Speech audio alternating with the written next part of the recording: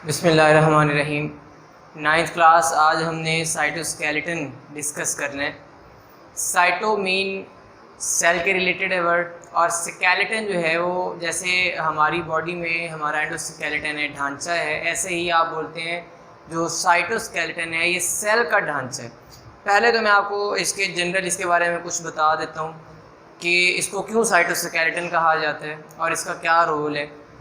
जो हमारा स्केलेटन है, हमारी बॉडी में जो स्केलेटन मौजूद है उसके फंक्शंस देखें तो हमें सपोर्ट देता है, सहारा देता है, यानी हमारी हड्डियाँ वगैरह जो हैं हमें सहारा प्रोवाइड करती हैं। इनके बगैर मसलन टांग किसी की टूट जाती तो वो सीधे होकर नहीं चल पाता, नॉर्मल नहीं चल पाता। जो उसको सहारा मिल रहा था वो अब नहीं मिल रहा, यानी कि सहारा देती है, प्रोटेक्शन करती हैं। हमारी जो हमारा स्केलेटन है वो प्रोटेक्शन भी करता है, सपोर्ट देता है, मूवमेंट में हेल्प करता है। हमारी बॉडी की मूवमेंट में हड्डियाँ और मसल मिलके काम करते हैं। और इसके अलावा बाकी उसके कई फंक्शन हैं, बेसिक यही हैं, सपोर्ट, मूवमेंट, और इसके अलावा शेप देनी है और प्रोटेक्शन करनी है। ये सारे काम जो है वो साइटोस्केलेटन सेल के लिए कर रहा होता है, इसी वजह से साइटोस्केलेटन कहलाता है। साइटोस्केलेटन की हम डेफिनेशन करते हैं जी, network of cylindrical proteins in the cell that give shape and protection to the cell. Cell को प्रोटेक्शन, सपोर्ट और शेप, सारे ये वाले जो काम है ये करवा रहा होता है, इस वजह से इसको साइटोस्केलेटन कहते हैं। लेकिन ये सिलेंड्रिकल प्रोटीन्स यानी कि फाइब्रस प्रोटीन्स का एक नेटवर्क होता है। फाइब्रस प्रोटीन्स होती हैं सिलेंडर नुमा, फाइबर्स की सूरत में होती हैं, सिलेंड्रिकल, इस वजह से इनको आपने नाम दिया network of cylindrical proteins. 3 types हैं, आपकी बुक में 2 ही लिखी हुई हैं, माइक्रोट्यूब्यूल्स, माइक्रोफिलामेंट्स और इंटरमीडिएट फिलामेंट्स हैं। माइक्रोट्यूब्यूल, माइक्रोफिलामेंट और इंटरमीडिएट फिलामेंट्स, इनकी कंपोजिशन, इनके डायमीटर वगैरह, इनके फंक्शन है जो आपने याद करने। इसी तरह से हेडिंग्स बना के लिखेंगे। ये छोटा सा लिखा हुआ है, ये आपने ऐसे ही हेडिंग्स बना के अगर लॉन्ग क्वेश्चन में आ जाए तो लिखना, उस वक्त परेशान नहीं हो जाना कि साइटोस्केलेटन है इसमें हम लिखे क्या। 3 लाइनें लिखी हुई हैं आपकी बुक में। डायमीटर तकरीबन जो बेटा माइक्रोट्यूब्यूल का है वो 25 नैनोमीटर के लगभग होता है, तकरीबन 25 नैनोमीटर तक इसका डायमीटर जाता है। और कंपोजिशन देखें, इन सब में से जो ज़्यादा डायमीटर है वो माइक्रोट्यूब्यूल का ही है, उसके बाद इंटरमीडिएट फिलामेंट का, फिर माइक्रोफिलामेंट।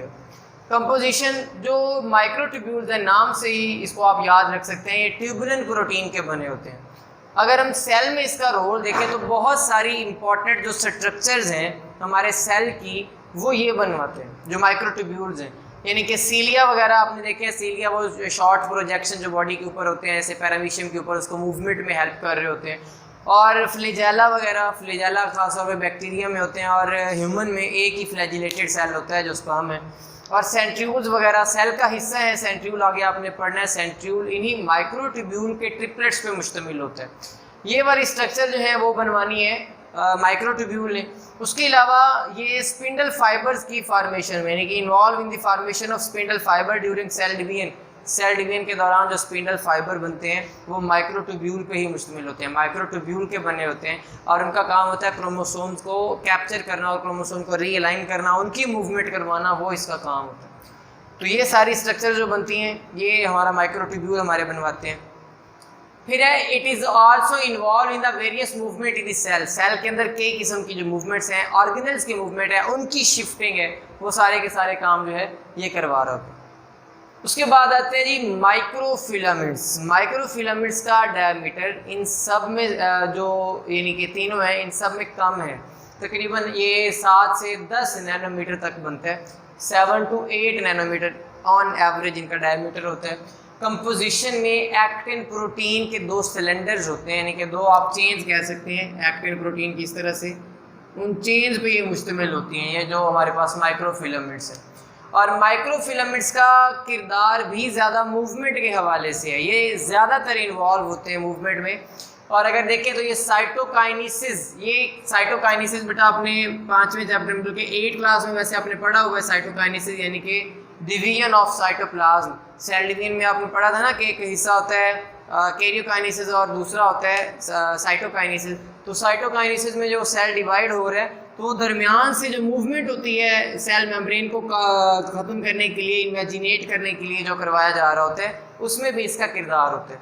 बाकी है एमीबॉइड मूवमेंट्स, अमीबा कैसे मूव करते हैं। अमीबा बेसिकली जो है वो मूव करते हैं अपने सीडोपोडिया से। सीडोपोडा उनके होते हैं, इनके फास्ट फिट से टाइप इस तरह, अमीबा है ना, तो इस तरह ये उनकी बॉडी है, मसलन मिसाल के तौर पे ऐसे करके।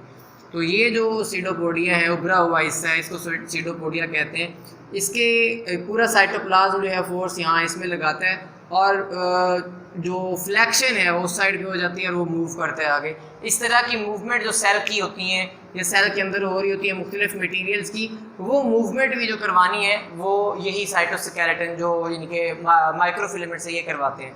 साइक्लोसिस आपको मैं पिछले टॉपिक में साइटोप्लाज्म वाले में पढ़ा चुका हूँ। साइटोप्लाज्म की कैरेक्टरिस्टिक जो स्ट्रीमिंग मूवमेंट है उसको आप साइक्लोसिस का नाम देते हैं। यानी मसलन ये एक सेल पड़ा हुआ है, ये न्यूक्लियस है, यहाँ पे माइटोकॉन्ड्रिया है मिसाल के तौर पे जी, माइटोकॉन्ड्रिया यहाँ पे मौजूद है। या हम क्लोरोप्लास्ट की मिसाल ले लेते हैं, एक प्लांट का सेल है जी, ये वैक्यूल है, ये न्यूक्लियस है। यहाँ पे लाइट की इंटेंसिटी ज़्यादा है, इस जगह पे शिद्दत भी ज़्यादा है और उसकी डायरेक्शन भी यहाँ पे। तो क्लोरोप्लास्ट यहाँ पे पड़े हुए थे, क्लोरोप्लास्ट एमीबॉइड मूवमेंट के ज़रिए से यहाँ पे कंसनट्रेटेड होना स्टार्ट हो जाते हैं, वहाँ पे जाना शुरू कर देते हैं, तो वो साइक्लोसिस के ज़रिए से होता है। ये मूवमेंट भी माइक्रोफिलामेंट्स करवाते हैं। और जो एक्सोसाइटोसिस या एंडोसाइटोसिस हो रही थी सेल के अंदर, जो बल्क फ्लो मटेरियल का अंदर आना और फिर मटेरियल्स का बाहर जाना, वो तमाम काम भी ये माइक्रोफिलामेंट्स करवाते हैं।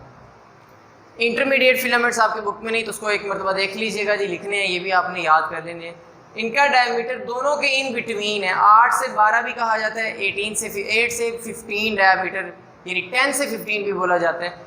10 से 15 नैनोमीटर इसका डायमीटर अगर बोलें, और इसका जो डायमीटर है इसी वजह से इनको इंटरमीडिएट फिलामेंट्स कहते हैं, क्योंकि इसका डायमीटर माइक्रोट्यूब्यूल और माइक्रोफिलामेंट्स के दरमियान है।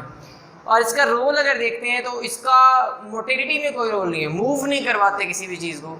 ये दोनों जो मूवमेंट में इन्वॉल्व थे, ये तो सारे का सारा मूवमेंट के हवाले से था माइक्रोफिलामेंट्स, मगर ये ज़्यादातर सेल को शेप प्रोवाइड करने में, जो जैसे मैंने बोला कि स्केलेटन शेप भी देते हैं, तो शेप मेंटेन करने में और मैकेनिकल सपोर्ट प्रोवाइड करने में अहम किरदार अदा करते हैं। अगर सेल की शेप डिस्टर्ब हो जाती है तो उसको दोबारा रीगेन करने के लिए ये अपना किरदार अदा करेंगे, लेकिन मूवमेंट में इनका कोई किरदार नहीं होगा। बेटा ये नोट कर लें, जब मैं पहले हर टॉपिक में बार बार साथ बता रहा हूँ कि ये जो चौथे चैप्टर में अक्सर टॉपिक होंगे वो सारे के सारे साथ साथ रजिस्टर्स पे अपने नोट करते जाएँ या बुक पे चाहे उनकी हेडिंग्स बनाते जाएँ, तो इस तरह आपने याद करना है। अल्लाह हाफ़िज़।